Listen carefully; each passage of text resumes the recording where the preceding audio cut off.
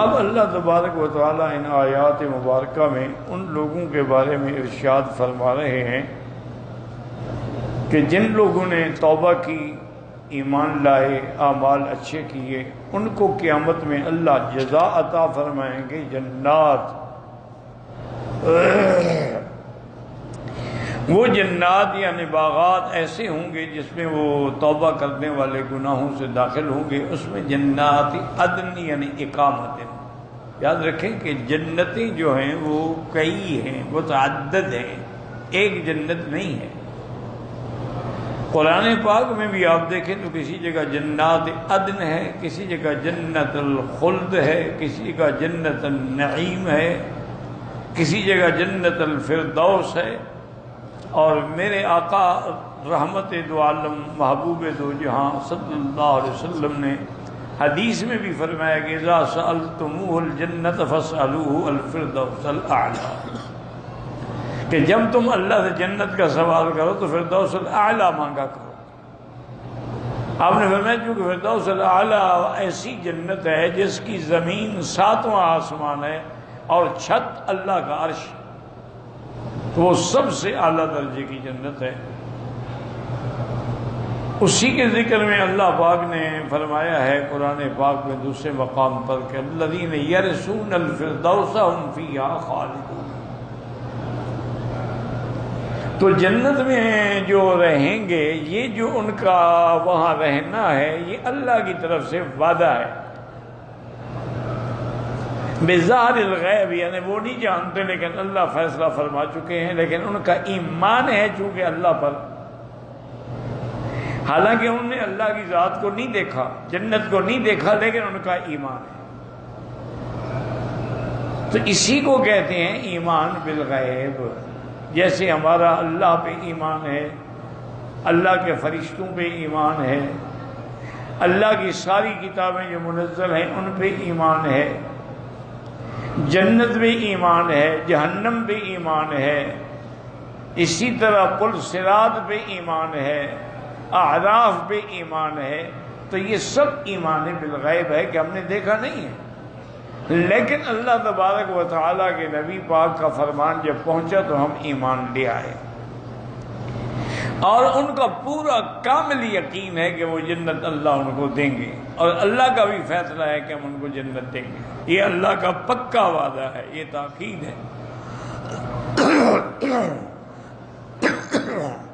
اور اللہ جو وعدہ فرماتے ہیں اس کا کبھی خلاف نہیں ہوتا، نہ وہ کبھی تبدیل ہوتا ہے۔ لا یخلف اللہ المیعاد۔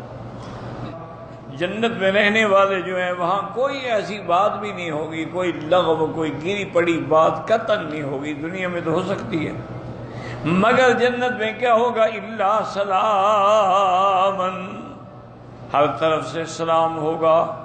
مومن بھی ایک دوسرے پہ سلام کہیں گے، تحیتہم یوم یلقونہ سلام۔ اللہ کے فرشتے بھی سلام کہیں گے، والملائکۃ یدخلون علیہم من کل باب سلام علیکم بما صبرتم فنعم عقبی الدار۔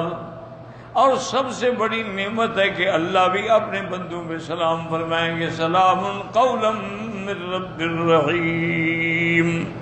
صبح و شام اللہ کے ان کو رزق دیے جائیں گے، لیکن وہاں نہ دن ہوگا نہ رات ہوگی، بس اندازے سے قائم کیا جائے گا کہ اب یہ دن ہے، اب یہ رات ہے۔ وہ عرش کی روشنی سے ان کو پتہ ہوگا کہ اب دن ہو گیا، اب رات ہو گئی۔ پہلی جماعت جو جنت میں داخل ہوگی اللہ کی رحمت سے، ان کے چہرے ایسے ہوں گے جیسے 14ویں کا چاند ہوتا ہے۔ لا یبصقون فیہا، نہ وہاں وہ کوئی تھوک ڈالیں گے، ولا یتبختون فیہا، اور نہ وہ ناک سے کوئی گند صاف کریں گے، ولا یتغوطون، اور نہ بول و براز۔ آنیتہم وامشاتہم الذہب والفضۃ، ان کے برتن اور ان کی کنگھیاں جو ہے وہ سونے اور چاندی کی ہوں گی۔ ومجابرہم الالوۃ، اور ان کے لیے جو ابخب بخور جلانے والی چیزیں ہوں گی، الوا سے ہوں گی۔ ورشہم المسک، اور اس کی خوشبو ایسی ہوگی جیسے مسک کی خوشبو یعنی مشک کی خوشبو ہوتی ہے۔ وَلِكُلٍّ وَاحِدٍ مِّنْهُمْ زَوْجَتَانِ، ہر جنتی کو 2 بیویاں ملیں گی۔ یرا مخصاکہا من وراء اللحم من الحسن، وہ اتنی خوبصورت ہوں گی کہ ان کی پنڈلی کی ہڈی کے اندر جو گودا ہے وہ بھی نظر آ رہا ہوگا۔ لا اختلاف بینہم ولا تباغض، لیکن ان دونوں بیویوں میں نہ کوئی اختلاف ہوگا، نہ کوئی بغض ہوگا، نہ جھگڑا ہوگا۔ قلوبہم علی قلب رجل واحد، سب ایک حالت میں ہوں گے، اتفاق سے، اتحاد سے۔ یسبحون اللہ بکرۃ وعشیا، صبح و شام وہ اللہ کی تسبیح بیان کریں گے۔ شہید جو ہیں وہ جنت کے اندر نہر کے کنارے پہ ہوں گے، اور نہر جو ہے وہ سبز گنبد کے اندر ہوگی۔ یخرج علیہم رزقہم من الجنت بکرۃ وعشیا، صبح و شام جنت سے ان کے لیے رزق پہنچیں گے، یعنی صبح کو اور شام کو اللہ پاک کی طرف سے رزق آئے گا۔ مقادیر اللیل والنہار، گویا ایک اندازہ ہوگا رات اور دن کا۔ میں نے کہا کہ صبح و شام جو ان کو رزق دیا جائے گا، ہاں بالکل، جنت وہاں رات نہیں ہوگی بلکہ ہمیشہ وہ نور میں ہوں گے۔